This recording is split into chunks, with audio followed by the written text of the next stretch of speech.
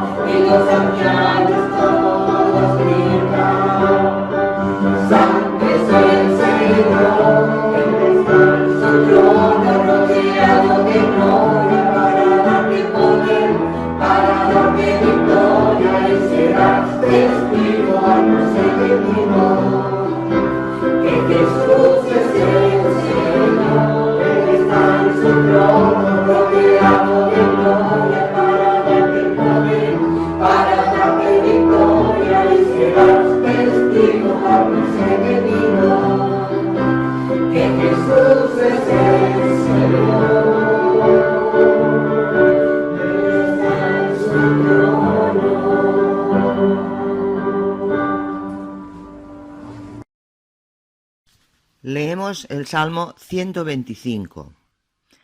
Los que confían en el Señor son como el monte de Sión, que no se mueve, sino que permanece para siempre. Como Jerusalén tiene montes alrededor de ella, así el Señor está alrededor de su pueblo, desde ahora y para siempre, porque no reposará la vara de la impiedad sobre la heredad de los justos, no sea que extiendan los justos sus manos a la iniquidad. Haz bien, oh Señor, a los buenos, y a los que son rectos en su corazón. Mas a los que se apartan tras sus perversidades, el Señor los llevará con los que hacen iniquidad. Paz sea sobre Israel. Amén.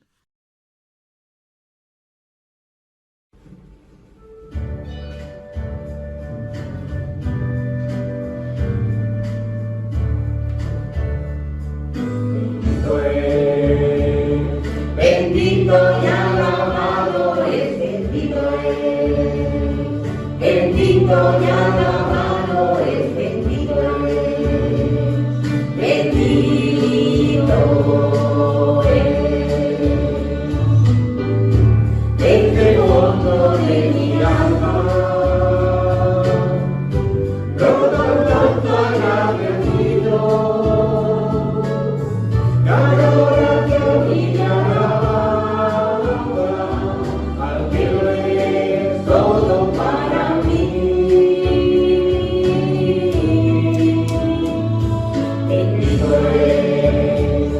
bendito y alabado es, bendito es, bendito y alabado es, bendito es, bendito es. Porque se mueven sus entrañas al ver el rostro de sus hijos, y nuestros nombres están escritos en el corazón amante de Dios. Bendito es, bendito y alabado es, bendito es, bendito y alabado es, bendito es, bendito es. En su presencia, sabe camino en su luz, olvido el polvo del que salgo, al levantar mis ojos ante mí. Bendito es, bendito y alabado es, bendito es, bendito y alabado es, bendito es, bendito es. Amén. Bendito y alabados al Señor. La lectura que les voy a compartir está en 1 Timoteo, capítulo 6, versículos del 11 al 17. Mas tú, oh hombre de Dios, huye de estas cosas y sigue la justicia, la piedad, la fe, el amor, la paciencia, la mansedumbre. Pelea la buena batalla de la fe, Echa mano de la vida eterna, a la cual asimismo fuiste llamados, habiendo hecho la buena profesión delante de muchos testigos. Te mando delante de Dios, que da vida a todas las cosas, y de Jesucristo, que dio testimonio de la buena profesión delante de Poncio Pilato, que guardéis el mandamiento sin mácula, ni reprensión hasta la aparición de nuestro Señor Jesucristo, la cual a su tiempo mostrará el bienaventurado y solo soberano, Rey de reyes y Señor de señores, el único que tiene inmortalidad, que habita en la luz inaccesible, a quien ninguno de los hombres ha visto ni puede ver, al cual sea la honra, el imperio sempiterno. Amén. Amado Dios, muchas gracias, Padre, por este buen consejo que podemos también ponerlo por práctica, porque no solamente fue para Timoteo, sino como un consejo para todos, porque todos estamos peleando esta buena batalla de la fe. Señor, que sigamos la justicia, la piedad, la fe, el amor, la paciencia y la mansedumbre. Más aún que tu venida se acerca, Señor, cada día, Señor, hagamos que esta fe y todos estos dones que tú das sean avivados, Señor. La fe, el amor, la paciencia, Señor. Para esperar con mansedumbre, Señor, tu venida, Señor de los cielos. Que nos siga acompañando tu presencia, Padre Santo. Que estamos viviendo momentos donde sabemos que por toda parte escuchamos, son malas noticias. Señor, tú tienes la mejor noticia, Padre Santo. Es de tu venida pronta, Señor. Y Padre, fortalécenos, Señor, en esta fe, porque tú, Jesús, dices testimonio no solamente ante Pilato, sino ante todos los hombres que te vieron, Señor. Y aún en tu palabra nos muestra, Señor, cada día. Tu presencia nos muestra cómo tú, Señor, sufriste todo oprobio, todo dolor, todo menosprecio. No hay aflicción en el mundo, Señor de los cielos, que tú no hayas sufrido, por el cual, Señor, en ti nos fortalecemos. Tú eres nuestra fortaleza, Señor. Por eso, Señor, ayúdanos, Padre Santo, a mantener viva esa fe. Que tu Santo Espíritu cada día nos guíe a esa buena voluntad, para esperar, Señor, al Rey de reyes y Señor de señores, al único, al que tiene la inmortalidad y que habita en la luz inaccesible. Amén. Dios me lo bendiga, hermanos. Un abrazo.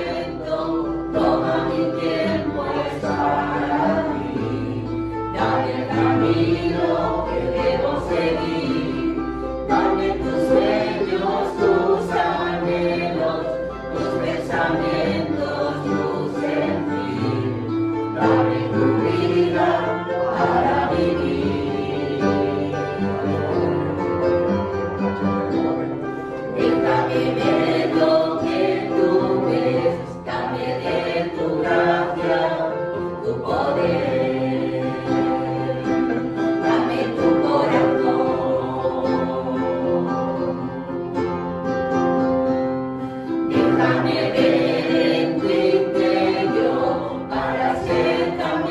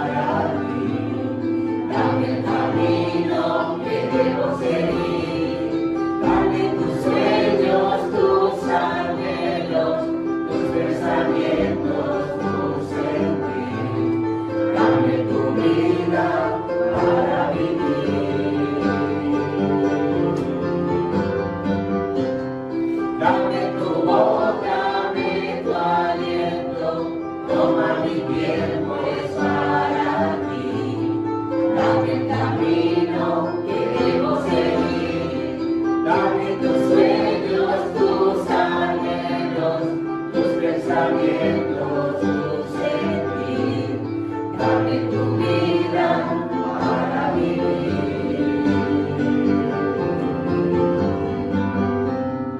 Dame tus ojos, quiero ver.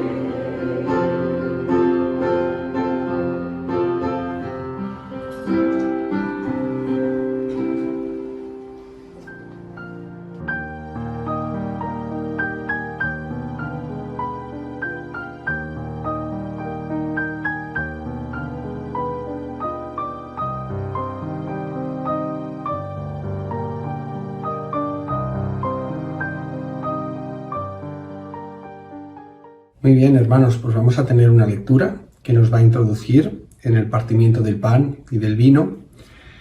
Una lectura que encontramos en Hebreos, en la epístola a los Hebreos, en el capítulo 9, empezando en el versículo 23.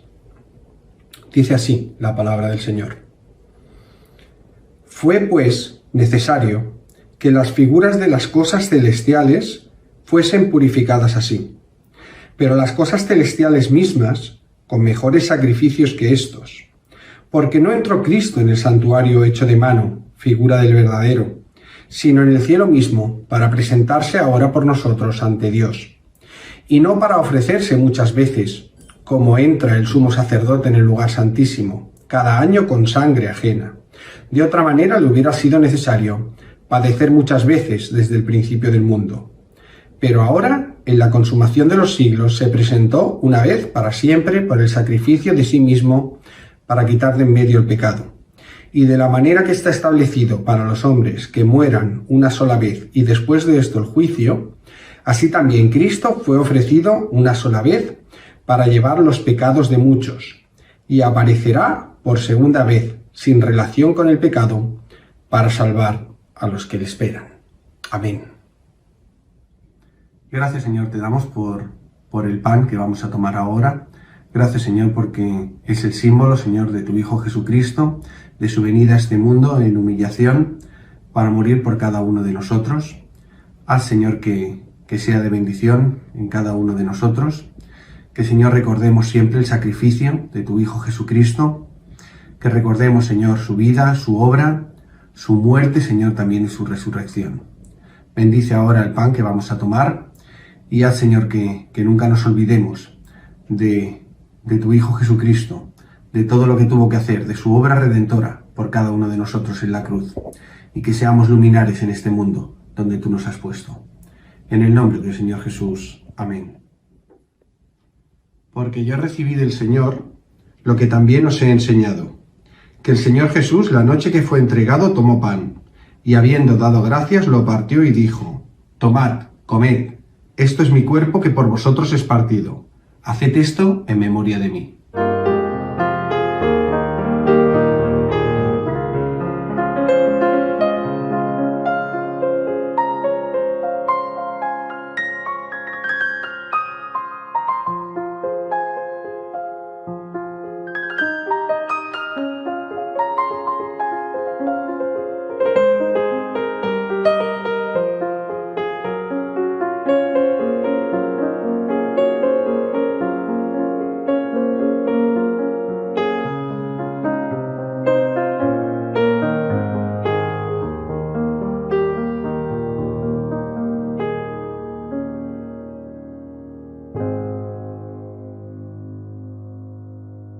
Y ahora, Señor, también te vamos a dar gracias por el vino que vamos a tomar, que es, Señor, el símbolo de la sangre de tu Hijo Jesucristo derramada en la cruz por cada uno de nosotros.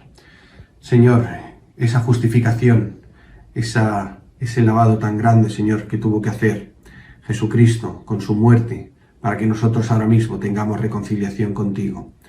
Señor, que lo recordemos siempre en nuestras vidas, que sea, Señor, algo que nos lleve a predicar tu palabra a los demás, para que puedan entender que la obra de la cruz es una obra redentora, es un don que tú quieres entregar a cada uno de nosotros, y que solo quieres, Señor, que creamos en ti y que te aceptemos como único y suficiente Salvador. Gracias, Señor, por el vino que vamos a tomar, y gracias, Señor, porque no predicamos a un Cristo que murió y que quedó en la cruz, Señor, sino que predicamos a un Cristo crucificado y a un Cristo resucitado, que está ahora mismo a tu diestra, intercediendo por cada uno de nosotros y preparando un lugar para que esa esperanza tan gloriosa que tenemos sea cumplida para toda la eternidad. En el nombre del Señor Jesús. Amén.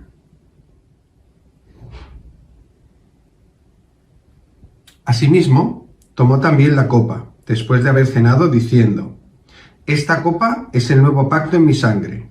Haced esto todas las veces que la bebiereis en memoria de mí.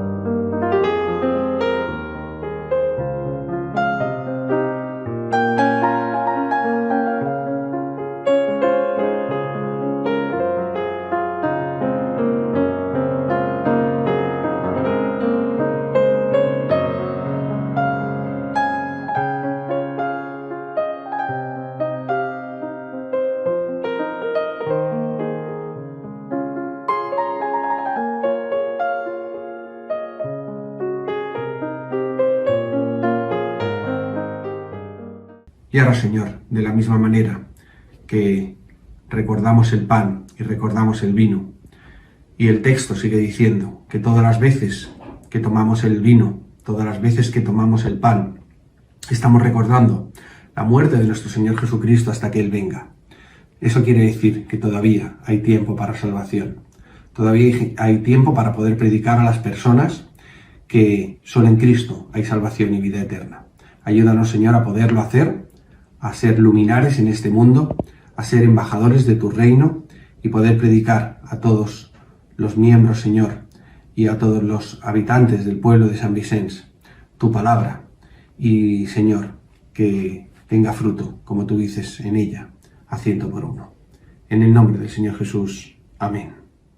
Muy bien, hermanos, pues ahora vamos a tener la ofrenda. No podemos depositarla físicamente. Recordad que tenemos la cuenta de la iglesia para que todos los que queráis podáis hacer el ingreso en ella, y cuando volvamos a retomar los cultos pues también tendremos el servicio de recogida de ofrenda, que la utilizaremos para su gloria y para su honra. Aún así vamos a orar por esta ofrenda.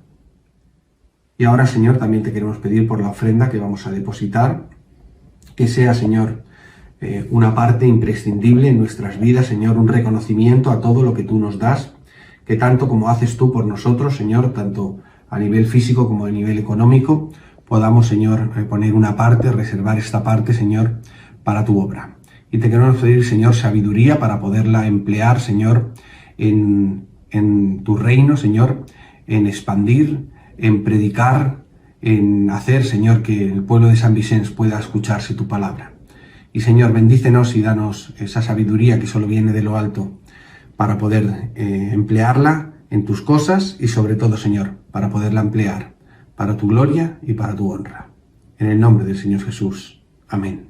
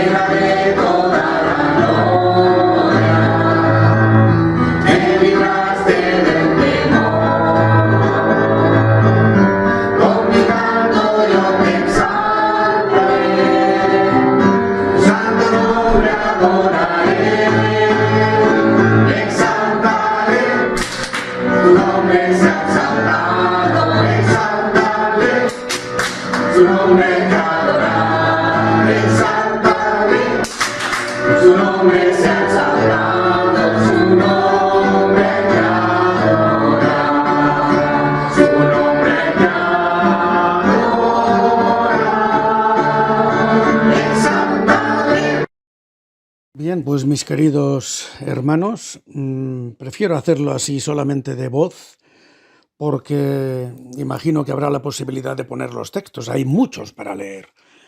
La casualidad ha sido que bueno, la primera parte de la pandemia yo aproveché para leer varios libros y uno de ellos hablaba de los profetas de Israel, escrito por el pastor Wood, un pastor muy serio dentro de la Iglesia Reformada Bautista.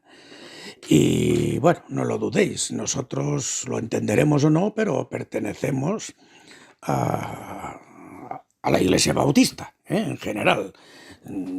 La Iglesia del Señor con mayúscula, pero bueno, nuestra forma de hacer es la de los bautistas, llamémosle así. Juan Marcos estaba hablando no hace mucho de Romanos 12:6, donde se habla del don de la profecía, Y bueno, vamos a hablar sobre estas cositas un poco, No trato de decir que yo tenga toda la razón en absoluto, pero sí quisiera que sentáramos algunos precedentes y, como siempre, cada cual que escoja, la relación con nosotros siempre será la misma. Tiene que ser de respeto, de tolerancia y de abrazarnos. Esa es la realidad. En el libro había un apartado que ponía la escuela de los profetas.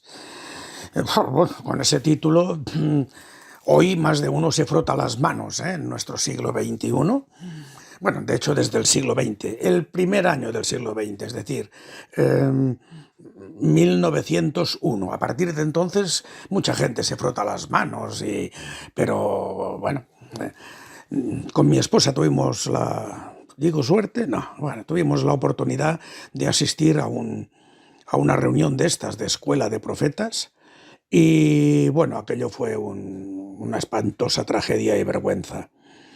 Increíble, increíble, Pero bueno, escuela de los profetas en la palabra de Dios sí existe. Aparece por dos veces. Dos veces me refiero más bien a dos épocas, Dos épocas. Y nunca más es mencionado en ella. Aquellas escuelas desaparecieron. De hecho, escuela, como tal, nunca se nombra así, sino que en la primera vez que aparece se lee más bien compañía, compañía. Son dos pasajes significativos que tienen que ver con el juez y a la vez profeta Samuel. Así que vamos rápidamente y os diré que lo leáis lo más pronto posible también, si queréis seguir. Sería el primer libro de Samuel, capítulo 10, versículos del 5 al 10. Después de esto llegarás al collado de Dios, donde está la guarnición de los filisteos, y cuando entres allá en la ciudad encontrarás una compañía de profetas que descienden del lugar alto, y delante de ellos salterio, pandero, flauta, arpa, y ellos profetizando.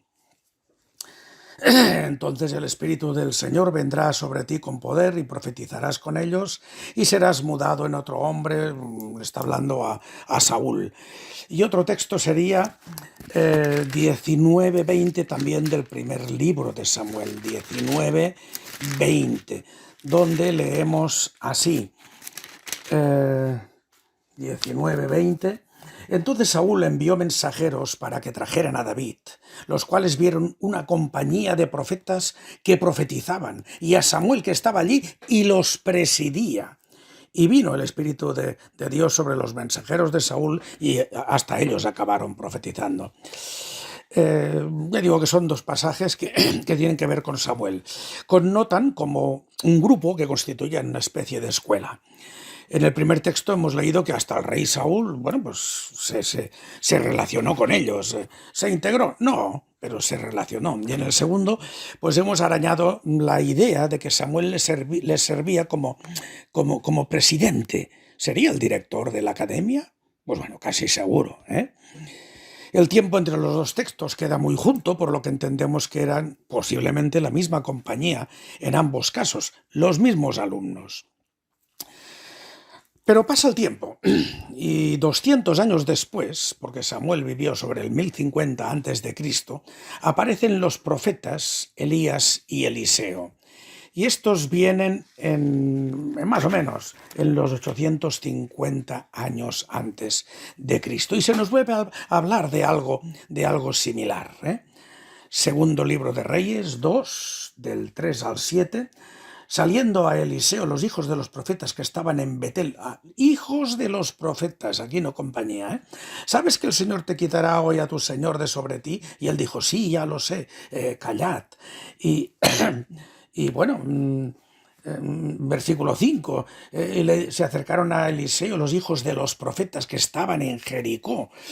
Versículos dentro del capítulo 2 de Segundo de Reyes, del 15 al 18. Viéndole los hijos de los profetas que estaban en Jericó al otro lado, le dijeron, el espíritu de Elías reposó sobre Eliseo, y vinieron a recibirle y se postraron también delante de él. Hay con vosotros 50 varones fuertes y tal.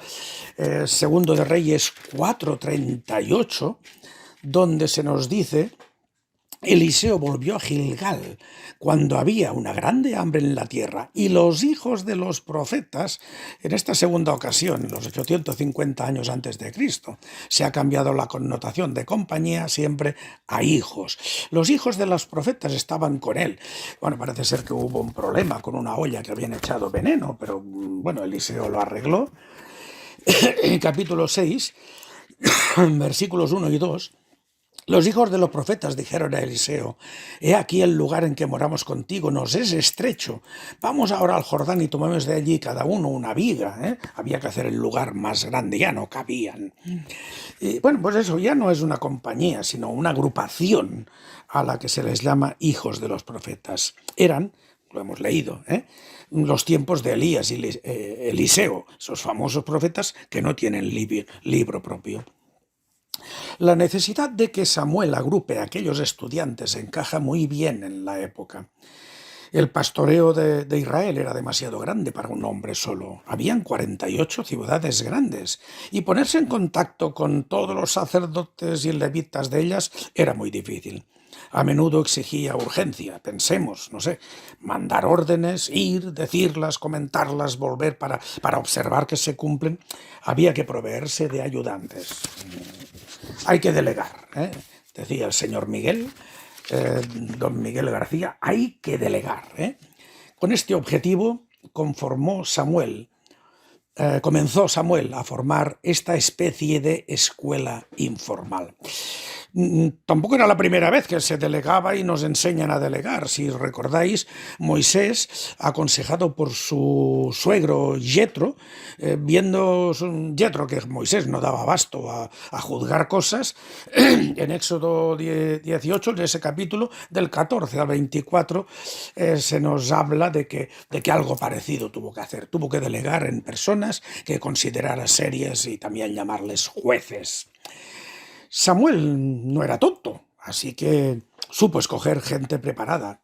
Jóvenes, bueno, parece, pero tampoco de entre los levitas como él. Sabía que necesitaban preparación para el servicio. Allí nació aquella escuela donde él preparó gente, no tanto gente, personas para el ministerio. Seguro que todo ello le ocupó, yo diría, no poco tiempo, nada viene de bobilis, pero sembró esa idea para poder recoger cosecha. También es muy posible que la mayoría de sus lecciones fueran impartidas mientras caminaba la comitiva de un lado a otro, de una ciudad a otra ciudad. Hacerlo así ahorraba tiempo y los enseñados tendrían además ejemplos claros viendo cómo Samuel iba desempeñando sus funciones. De hecho, Jesús también actuó así con sus, digamos, alumnos propios.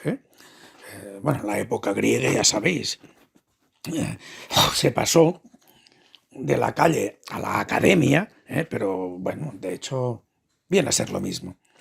Ya en tiempos de Elías y Eliseo, la escuela había abierto sucursales. Permitidme que lo diga así.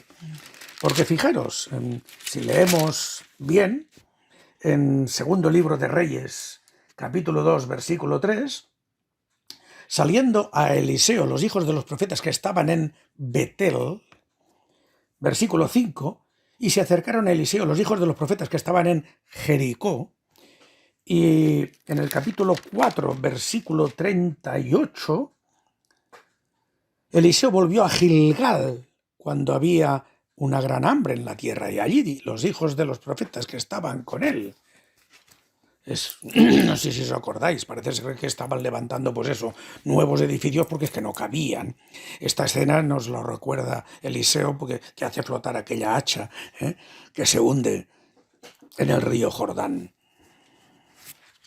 Vamos un momento más a primero el libro de Samuel, capítulo 19, y leemos en los versículos 18 y 19, procuraré no buscar ya más textos. Primer libro de Samuel 19, 18, huyó pues David y escapó y vino a Samuel en Ramá, o sea, vino a ver a Samuel que estaba en Ramá. Y le dijo todo lo que Saúl había hecho con él. Era ese tiempo de enemistad entre Saúl, que quería matar a David, ya sabéis. Y él y Samuel se fueron y moraron en Nayot. Y fue dado aviso a Saúl, diciendo, aquí que David está en Nayot de Ramá. Bueno, en este nuevo texto, pues eso se nos comenta, que en una de tantas huidas que tuvo ante Saúl, se refugia en Nayot, en Ramá, donde estaba Samuel.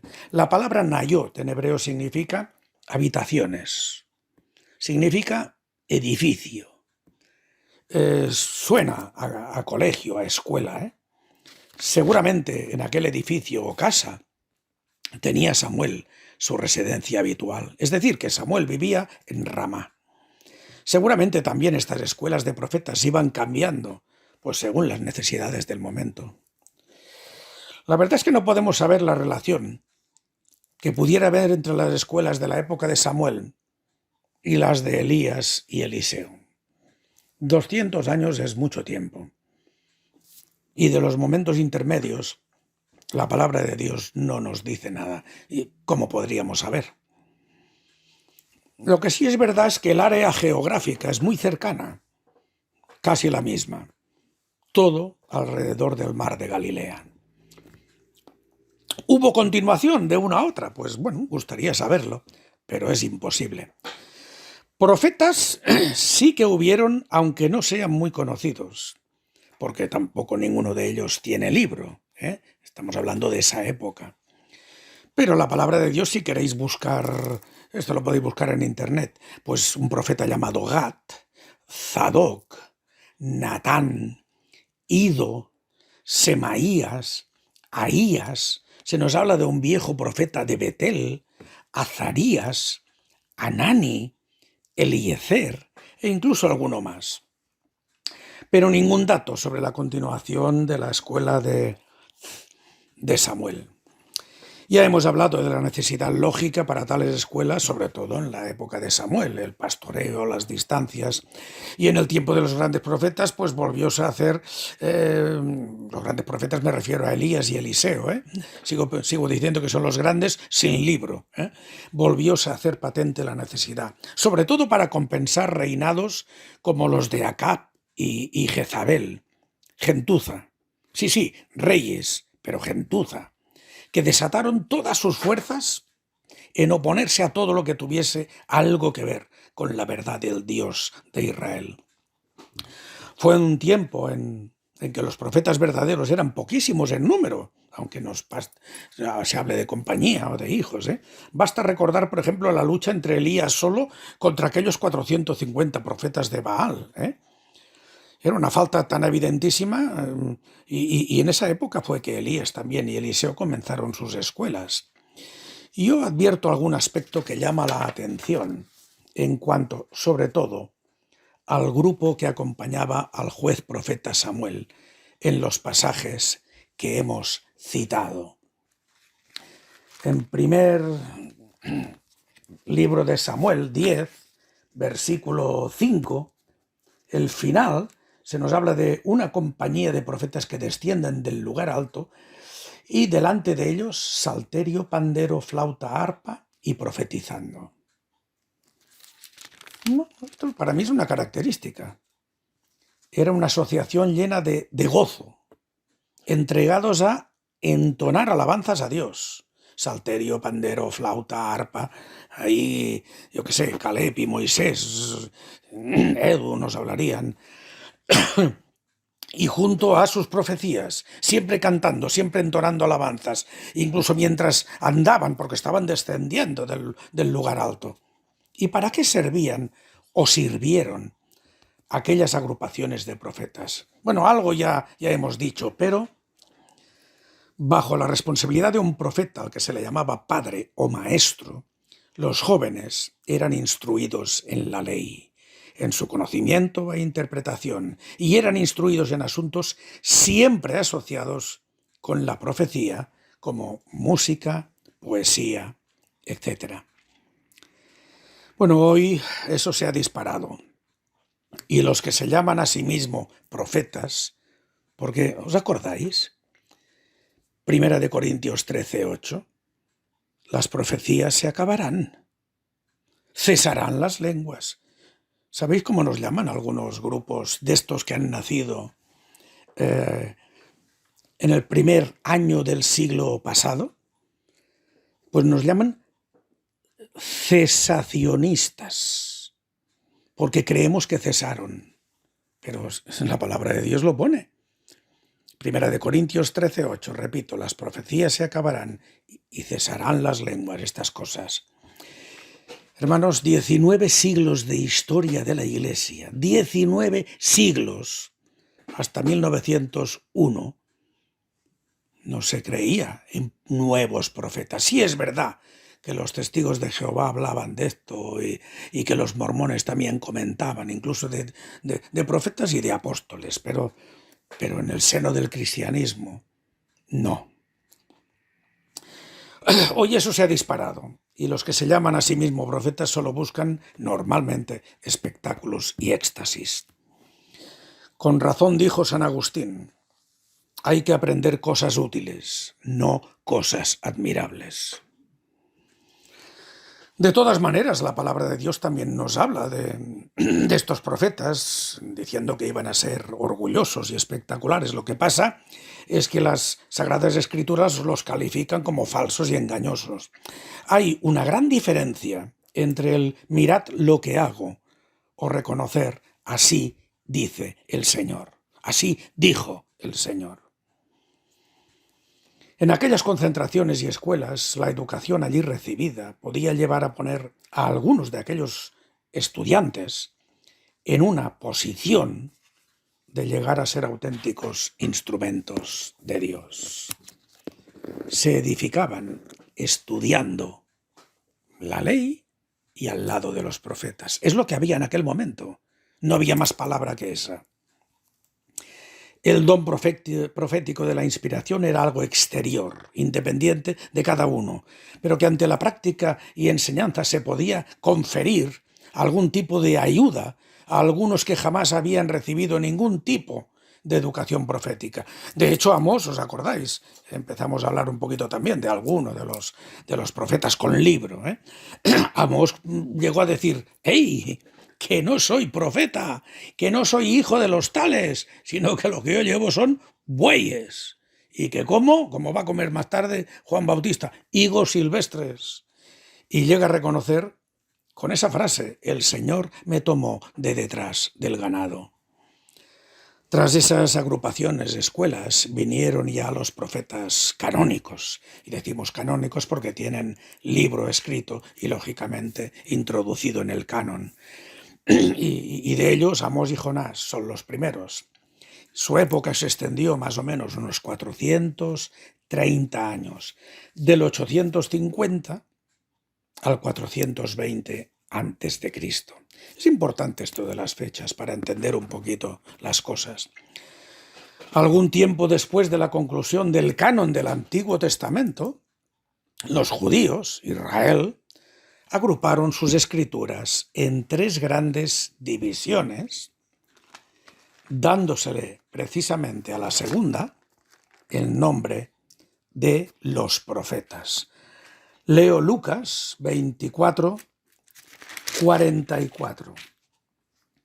Estas son las palabras que os hablé. Está hablando Jesús, estando aún con vosotros, que era necesario que se cumpliera todo lo que está escrito de mí en la ley de Moisés, en los profetas.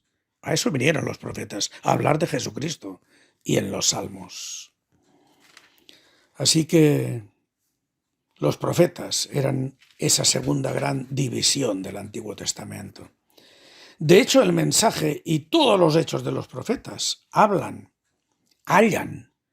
su cumplimiento en la vida, muerte y resurrección de Jesucristo. Mirar, un texto precioso que a menudo pasan por alto a los que les gusta hablar de profetas. Hechos 3, 24.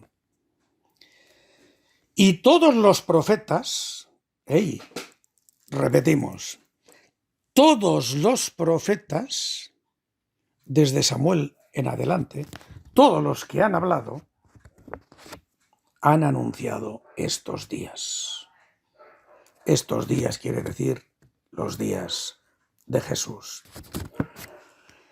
El mismo escritor del Evangelio de Lucas, pues Lucas, capítulo 24, 25 y 26, capítulo 24, versículos 25 y 26, nos dice Jesús hablando: insensatos y tardos de corazón para creer todo lo que los profetas han dicho. ¿No era necesario que el Cristo padeciera estas cosas y que entrara en su gloria? Eso es lo que habían dicho los profetas. Sí, ellos no lo entendían demasiado. De hecho, todo lo que es la iluminación va creciendo a lo largo de todo el Antiguo Testamento. Y muchos de los profetas aún no sabían lo que estaban ni siquiera escribiendo. Pero bueno, estaban escribiendo, de hecho, que Cristo iba a venir. Hasta que Cristo vino. Oh, bueno, pero alguno entonces... bueno, una pincelada la daremos. La palabra de Dios como tal aún no estaba escrita. Así que la predicación a los judíos partía de la correlación de los hechos de la pasión y de la resurrección. Y todos los 4 evangelios nos hablan de esa base. Los 4 están ahí anclados, en la pasión y en la resurrección.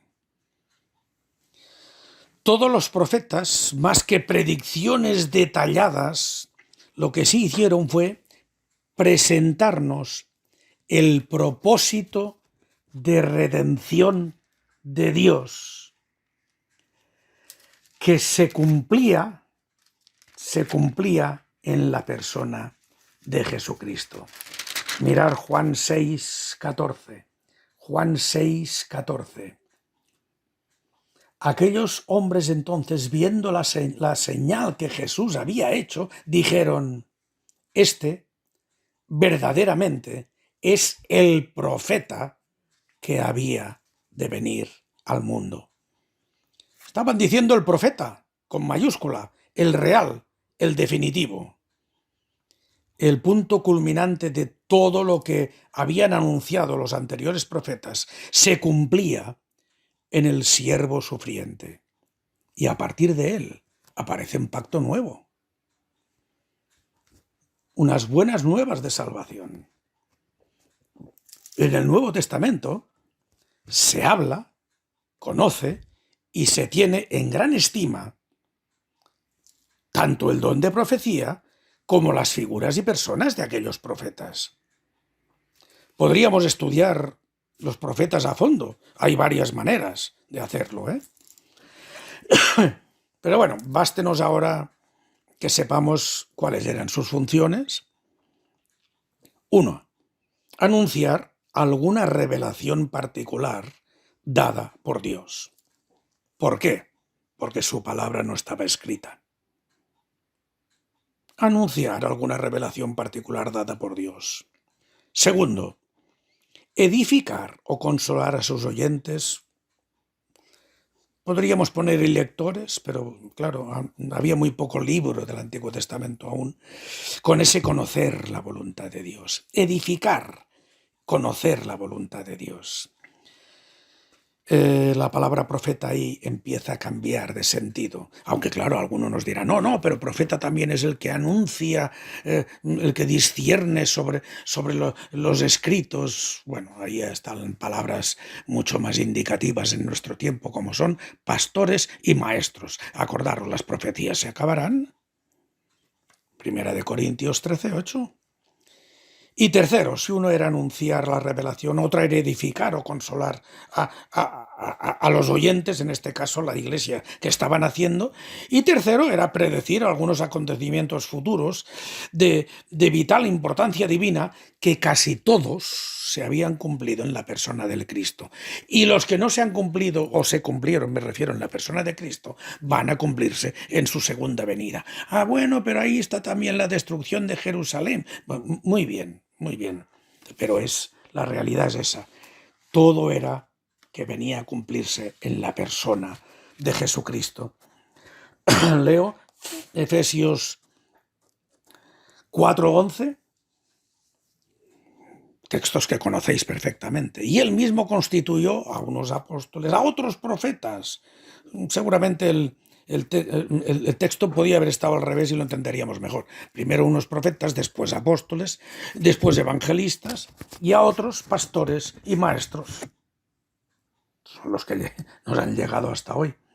Y Efesios 2:20, edificados sobre el fundamento de los apóstoles y profetas, siendo la principal piedra del ángulo Jesucristo mismo. Los profetas ya estaban hablando de la principal piedra del ángulo, es decir, estaban hablando del mismo Jesucristo.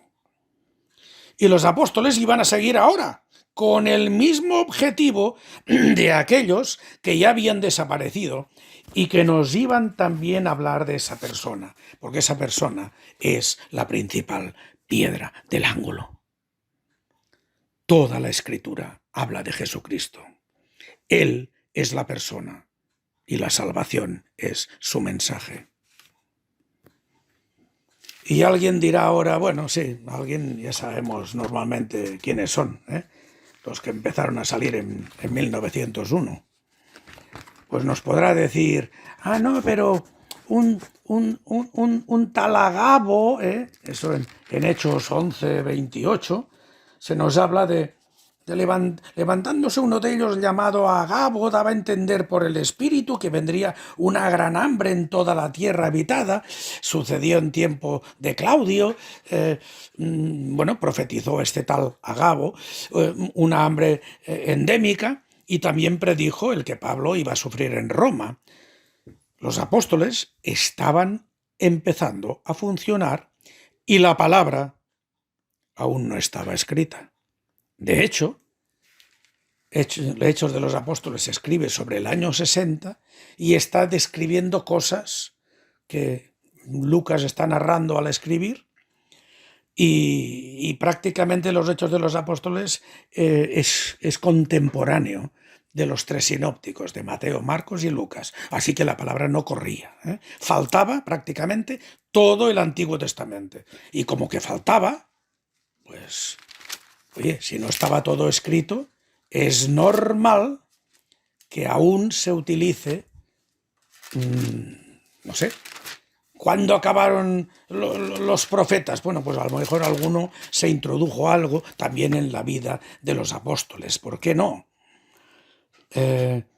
Leemos en Marcos 16:20, cuando acaba el texto del evangelista, y ellos salieron predicando en todas partes, ayudándoles el Señor y confirmando la palabra con las señales que la seguían. Tenían que confirmar la palabra. ¿Por qué? Pues porque no estaba escrita, y lo que ellos decían o hacían o tal, la gente tenía que creerlos como viendo. El Señor quiso terminar su palabra sobre el año 96 y cerrarla con el Evangelio, con el Apocalipsis de Juan. Ahora, todo lo que el Señor quiere que sepamos está aquí, en esos 66 libros. No hay más. Yo no te voy a decir que el Señor no pueda decirte algo especialmente. Tú tienes que andar, pero ese algo no va a ser jamás algo que no tenga nada que ver, que no esté escrito y no esté recomendado en esos 66 libros escritos. Todo lo que el Señor quiere que sepamos está aquí. Profetas, apóstoles, pastores y maestros. Las profecías se acabaron, apóstoles no vive ninguno. Bueno, ya sabéis que hay algunos que siempre nos dirán que sí, que todo esto ahora en la moda moderna sí, ¿eh? Pero los evangelistas clásicos, el protestantismo, el cristianismo en general, los bautistas de toda la vida, tenemos que tenerlo claro. ¿Sabéis qué indican hoy pastores y maestros? Pues a veces pensamos en Juan Marcos como nuestro pastor. Bueno, pues pensemos en más con él, que tenemos que estudiar la palabra de Dios. Eso es lo que tenemos hoy. Gente preparada para darnos a conocer cosas que están escritas en la palabra de Dios. Que nos lo digan y nosotros ya observaremos hasta dónde es verdad. Porque pastores y maestros nos indican que hay que estudiarla, que hay que conocerla. Decía Jaime Balmes, formaba parte de la Iglesia Católica, pero sinceramente todos aquellos que dicen que Jesucristo murió por ellos, no será mi hermano. Pues decía Jaime Balmes que todos los perezosos acostumbran a ser grandes proyectistas. Y acababa diciendo, solo los vagos buscan que se les dé reconocimientos. Así que imaginaros, según qué y cómo, lo que hayas vivido, aprendido, sabido y visto, ¿qué puedes pensar a lo mejor de los profetas hoy? En Hebreos capítulo 1, versículos 1 y 2, nos dice una cosa clara acerca de estos 66 libros. Dios, habiendo hablado muchas veces y de muchas maneras en otro tiempo a nuestros ancestros, a nuestros antepasados, a los padres, por los profetas de aquella época, en estos postreros días nos ha hablado en el Hijo, a quien constituyó heredero de todo y por quien asimismo hizo el universo. En otro tiempo, los profetas. Ahora, en Jesucristo. ¿Por qué en Jesucristo? Porque Él además es la palabra. Él es el Verbo encarnado. Él es el auténtico profeta. No hay otra revelación. No hay nada más. Aunque nos quieran vender la moto, no hay nada más. Apocalipsis 19:10. La última frase, podéis leer también todo el verso, pero yo me anclo en el último punto. Adora a Dios, porque el testimonio de Jesús es el espíritu de la profecía. El espíritu de la profecía, desde Génesis 1:1, cuando se empieza a hablar de profetas. Moisés ya se le hablaba como profeta, aparece alguna vez ese calificativo en cuanto a él. Todo ello era para dar el testimonio de Jesús, porque Jesús es el espíritu de la profecía. Y además ya sabéis también, pero si no lo sabéis, repasarlas conmigo, y y poderlas decir a más de uno. Ya sabéis las últimas palabras del último libro del canon bíblico. Apocalipsis 22, versículos 18 y 19. Y yo testifico a todo aquel que oye las palabras de la profecía de este libro. Si alguno añade a estas cosas, Dios traerá sobre él las plagas que están escritas en este libro. A partir de principios del siglo XX se añadieron muchísimas cosas espectaculares, donde uno puede hablar y hacer y obrar, y de hecho ellos se hacen normalmente bastante mayores y a Dios se le hace muy pequeño. Y el versículo 19 nos dice lo contrario: y si alguno quitare de las palabras del libro de esta profecía, Dios quitará también su parte del libro de la vida y de la santa ciudad y de las cosas que están escritas en este libro. La responsabilidad es grave, el que añade o quite a estas profecías. Hermanos, cuando nuestro pastor nos hablaba del don de la profecía, cuando hablaba de Romanos 12, me hizo pensar tantas cosas. Y bueno, solo quería compartir. Saqué algún sermón más, algún mensaje más sobre los profetas, incluso sobre las teofanías, pero bueno, ya hablaremos de ello. Dios mediante, si habrá más días, no sé si nos veremos o seguiremos confinados, pero hermanos, bendiciones y pensar que lo realmente importante lo tenemos escrito y nuestra necesidad es leerlo, saberlo, aprenderlo. Bendiciones para todos.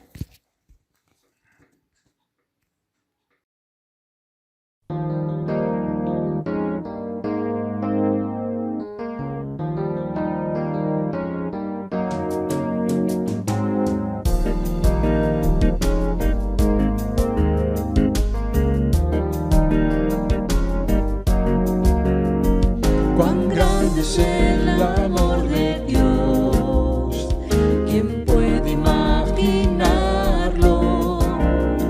¿Quién a su propio Hijo dio para así rescatarnos? Qué gran dolor al verlo allí, pagando por mis culpas, sufriendo en dura soledad, murió por mi pecado.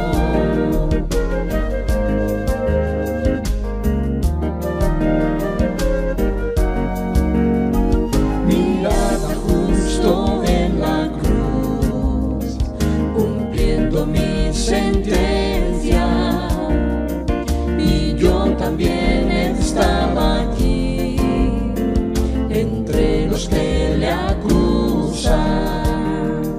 No tuvo ningún defensor, herido e inocente, me dio la copa de dolor hasta la misma muerte.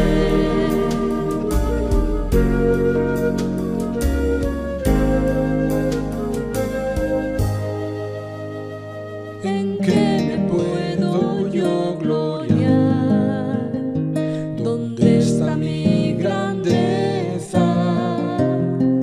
Mi gloria es Cristo Jesús, Él es mi fortaleza. ¿Qué es lo que Dios ha visto en mí? No tengo una respuesta, pero esto sé que Él me salvó e iré a su presencia. ¿Qué es lo que Dios ha visto en mí? No tengo una respuesta, pero esto sé que Él me salvó e iré a su presencia.